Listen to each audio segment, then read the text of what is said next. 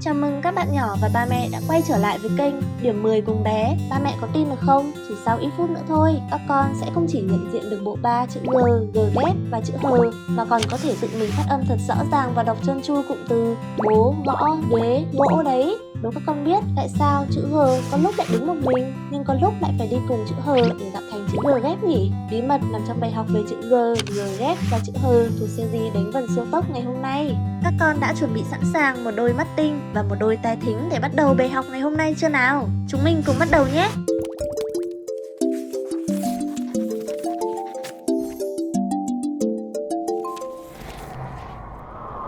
Các bạn nhỏ ơi, tiếng Việt của chúng mình có 6 thanh: sắc, huyền, hỏi, ngã, nặng và thanh ngang.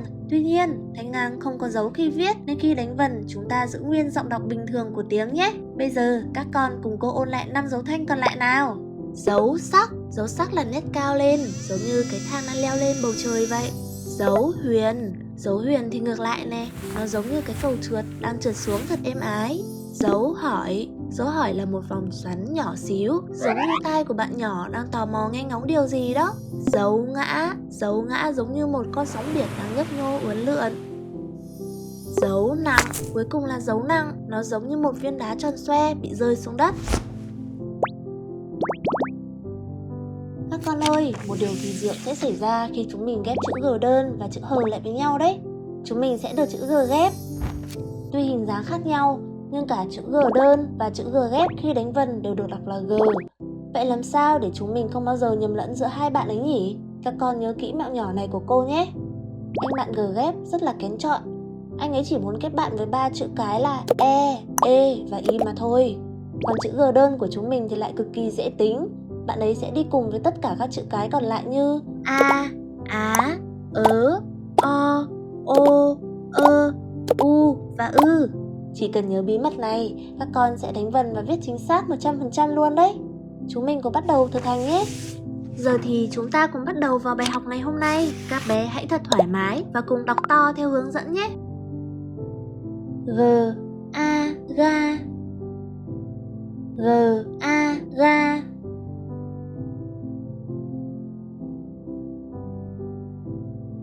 G, A, ga, huyền, gà. G, A, ga, huyền, gà.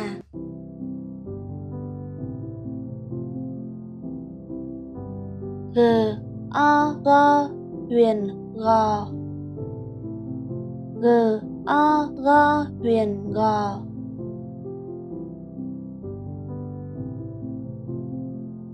G, O, go, ngã, gõ. G, O, go, ngã, gõ.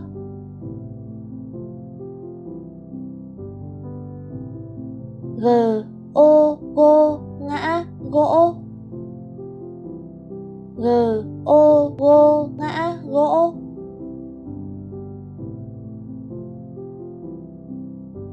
G, U, gu, huyền, gù.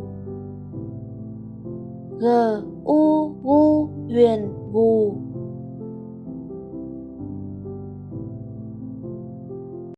G, ư, gư, huyền, gừ. G, ư, gư, huyền, gừ.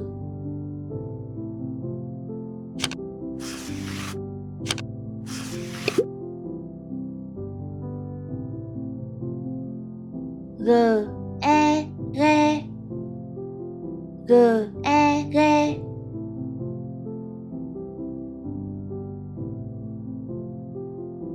G, e, ghe, nặng, ghẹ. G, e, ghe, nặng, ghẹ.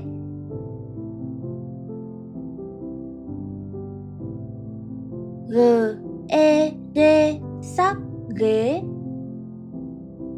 G, e, ghê, sắc, ghế.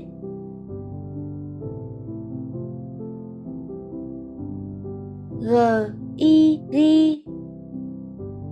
G, i, ghi.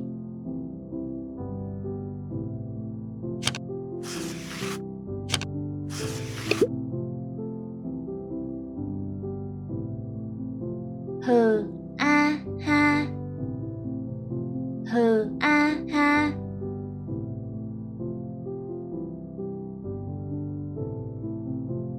hừ, e, he, nặng, hẹ. Hừ, e, he, nặng, hẹ.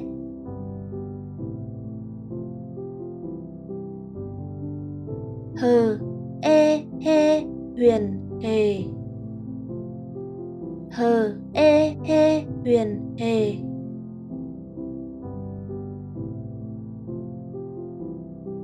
Hừ, o, ho. Hừ, o, ho.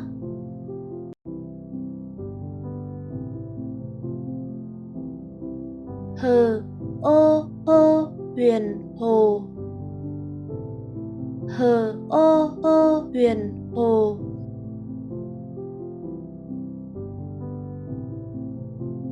Hừ, ô, hô, hỏi, hổ. Hừ, ô, hô, hỏi, hổ.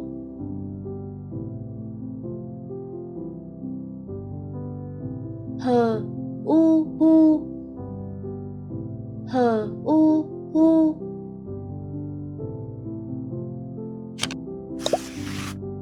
Để cô có thêm thật nhiều năng lượng làm video mới, ba mẹ và các con hãy bấm nút like, ngón tay cái, bình luận góp ý và chia sẻ video này giúp cô nhé.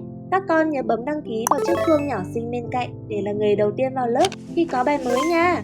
Nào, trước khi đến với phần ghép câu, bây giờ chúng mình cùng thi xem bạn nào có siêu trí nhớ nhé. Các con hãy nhìn lên màn hình và đọc lại theo cô thật to, thật rõ ràng một lần nữa nào. 1, 2, 3, bắt đầu! G, A, ga. G, A, ga, huyền, gà. G, O, go, huyền, gò. G, O, go, ngã, gõ. G, O, gô, ngã, gỗ. G, U, gu, huyền, gù. G, ư, gư, huyền, gừ. G, e, ghe. G, e, ghe, nặng, ghẹ. G, e, ghê, sắc, ghế. G, i, ghi. H, a, ha. H, e, he, nặng, hẹ. H, e, hê, huyền, hề. H, o, ho. H, ô, hô, huyền, hồ. H, ô, hô, hỏi, hổ. Các con ơi, những chữ cái nãy giờ chúng mình học giống như những mảnh ghép vậy. Bây giờ hãy cùng cô ghép chúng lại với nhau để tạo thành những từ thật hay nhé. Sẵn sàng chưa nào? G, a, ga, huyền, gà.